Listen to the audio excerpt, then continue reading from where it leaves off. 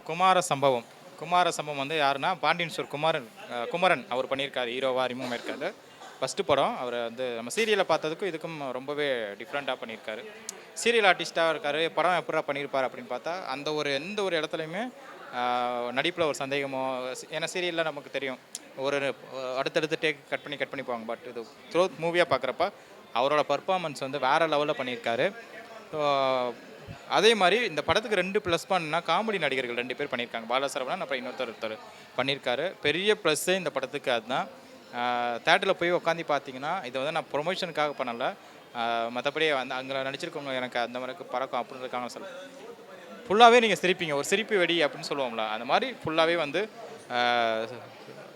உளுந்து சிரித்து வயிறு வழியே உங்களுக்கு வந்துடும். அந்த மாதிரி கவுண்டர் எல்லாமே அந்தளவுக்கு அங்கங்கே காமெடியை தெளித்து விட்டே போயிருக்காரு இயக்குனர் அவர்கள். வந்து இயக்குனர் நிறைய படங்கள் பண்ணியிருக்காங்க அப்படின்றத நான் அப்படியே பார்த்தேன். பட் இந்த படம் வந்து டோட்டலாக இந்த ஜென்ரேஷனுக்கு ஏற்ற மாதிரி எல்லா ஃபேமிலியாக வந்து ஒரு என்டர்டெயின்மெண்ட்டாக பார்க்கக்கூடிய ஒரு படமாக இந்த படம் குமார சம்பவம் வந்து பண்ணியிருக்காங்க. வரதராஜன்ற ஒரு கேரக்டர் வந்து இறந்து போகிறாங்க. அதை யார் கொல்றாங்க, யார் அவரை கொன்னாங்க அப்படின்ற ஒரு கதாபாத்திரம் இவர் தேடி போகிறாங்க. கதை அப்படி தான் அங்கேருந்து போகுது. பட் அதை வந்து காமெடியாக அழகாக கன்வே பண்ணியிருக்காரு இயக்குனர் அவர்கள். கிளைமேக்ஸ் செம்ம ட்விஸ்ட்டு. அதை நான் இப்போ சொன்னால் உங்களுக்கு இதாகிடும். கிளைமேக்ஸில் வந்து அவரை யார் கொன்னா அப்படின்றத வந்து ரொம்பவே வந்து என்னடா இவ்வளோ தூரம் நம்ம படம் பார்த்து இன்ட்ரெஸ்டிங்காக எடுத்து லாஸ்ட்டில் கிளைமேக்ஸில் இப்படி இருக்கே அப்படின்ற ஒரு சுவாரஸ்யத்தை வந்து இயக்குனர் வச்சுருக்காரு.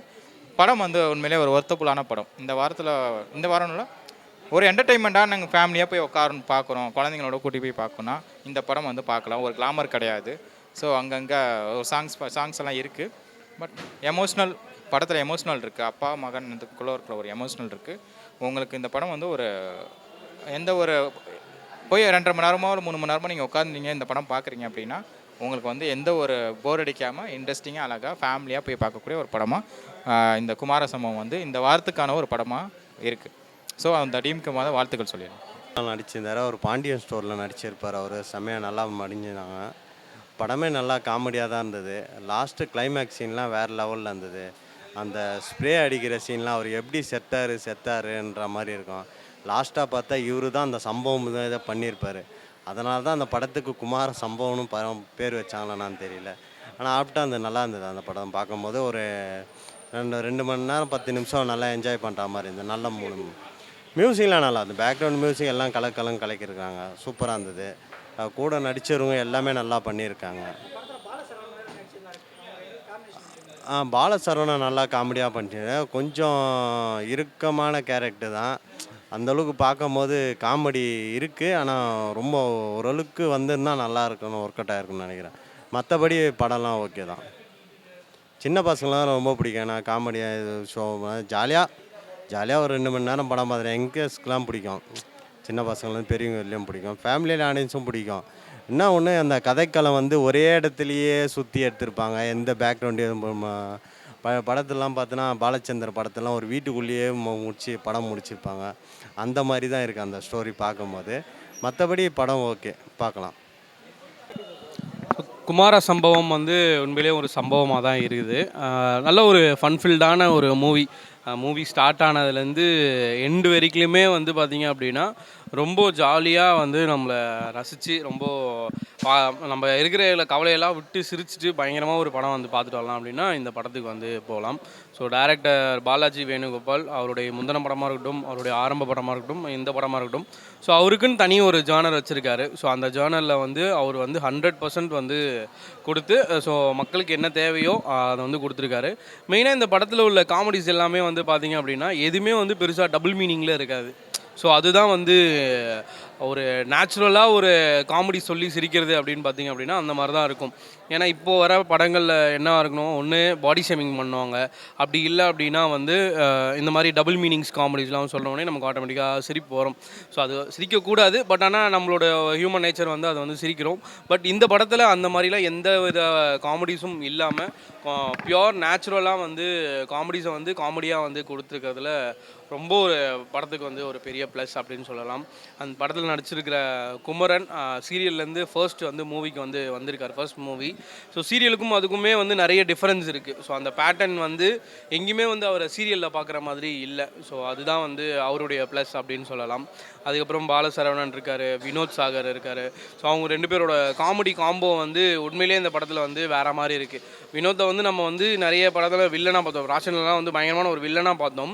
இந்த படத்தில் வந்து ஒரு வித்தியாசமான காமெடி கேரக்டர் வந்து ட்ரை பண்ணியிருக்காரு.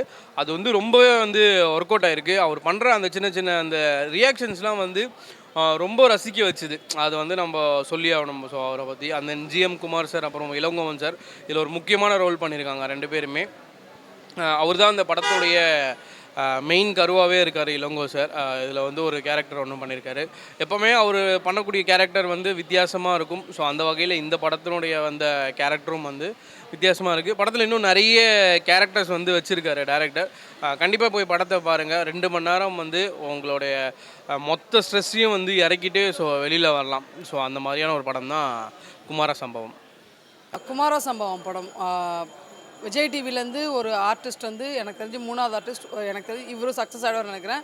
மிஸ்டர் குமரன் ரொம்ப நல்லா பண்ணியிருக்காங்க. ரொம்ப நல்ல ஆக்சுவலாக நல்ல கான்செப்ட் இது. ஒரு நல்ல லூப் லைனில் வந்து சுற்ற விட்டுருப்பாங்க. இதில் வந்து வரதராஜன் சொல்லி ஒரு கேரக்டர் ஒருத்தவங்க பண்ணியிருப்பாங்க. எனக்கு ஆக்சுவலாக அவர் பேர் மறந்து போச்சு. ரொம்ப நல்லா பண்ணியிருக்காரு. அவர் நிறைய படத்தில் நிறைய கேரக்டர் ரோல்ஸ் பண்ணியிருப்பார். ஆனால் இந்த படத்தில் எனக்கு ரொம்ப யூனிக்காக இருக்குது. படத்தில் வந்து காமெடி பெருசாக இல்லைனாலும் ஆனால் போடுற சில காமெடி எல்லாமே பக்காவாக ஒர்க் அவுட் ஆகுது. சிரிக்கிற மாதிரி தான் இருக்குது, எதுவுமே முகம் சொல்லிக்கிற மாதிரி இல்லை. படத்தில் வந்து பார்த்திங்கன்னா டைரக்ஷன் டிபார்ட்மெண்ட் சைடு வேறு லெவலில் ஒர்க் பண்ணியிருக்காங்க. அது எல்லாத்த விட முக்கியமான ஒர்க் வந்து பார்த்திங்கன்னா ஆர்ட் டிபார்ட்மெண்ட் வந்து சூப்பராக வேலை பார்த்துருக்காங்க. குமரன் வந்து பார்த்திங்கன்னா வந்துட்டு நம்ம விஜய் டிவியில் வந்துட்டு இந்த என்ன சீரியல் பாண்டியன் ஸ்டோரில் பார்த்துருப்போம். ஆனால் பாண்டியன் ஸ்டோரில் பார்த்ததுக்கும் இப்போ நம்ம மூவியில் பார்க்கறதுக்கும் அப்படியே அந்த ட்ரான்ஸ்ஃபர்மேஷன் சீரியஸாகவே வேறு மாதிரி இருக்குது. எப்போவுமே ரீல்ஸ்லேயும் டிவிலையும் பார்த்துட்டு இருந்த ஒரு மனுஷனை வந்துட்டு திடீர்னு படத்தில் பார்க்கும்போது அவ்வளோ பெரிய ஸ்க்ரீனில் பார்க்கும்போது உண்மையிலேயே ரொம்ப நல்லா இருக்கார் அவருக்கு. ஸ்க்ரீன் ப்ரெசன்ஸ் அவ்வளோ நல்லா இருக்குது. இப்போ வந்து விஜய் டிவியில் வந்து சிவகார்த்திகேயன் சார் ஆகட்டும், கவின் சார் ஆகட்டும், இல்லை பாலாவாகட்டும், பாலா சார் ஆகட்டும், இவங்க எல்லாருமே எப்படி அடுத்தடுத்த ஸ்டெப் போய் நின்று சக்ஸஸ் ஆகுறாங்களோ அதே மாதிரி இவருக்கும் ஒரு நல்ல சக்ஸஸ் கம்பல்சரி இருக்குது. அண்ட் படத்தில் உள்ள எல்லா சாங்ஸ் அண்ட் மியூசிக்ஸ் நின்று பேசும். சீரியஸாகவே யங்ஸ்டர்ஸ்க்கு பிடிக்கிற மாதிரியான ஒரு சாங்ஸு பிடிக்கும் எல்லாருக்குமே. நல்ல படம். எல்லோரும் போய் தயவு செஞ்சு தேட்டரில் வாட்ச் பண்ணுங்கள். யாரும் ஓடிடியில் பார்க்காதீங்க. தேட்டர் எக்ஸ்பீரியன்ஸ் பண்ணுங்கள் இந்த படத்தை. அப்புறம் நாளைக்கு ஓடிடியில் வந்ததுக்கப்புறம் இந்த படத்தை மிஸ் பண்ணிட்டோமேன்னு ஃபீல் பண்ணாதீங்க. ரொம்ப நல்ல படம், தாராளமாக பார்க்கலாம்.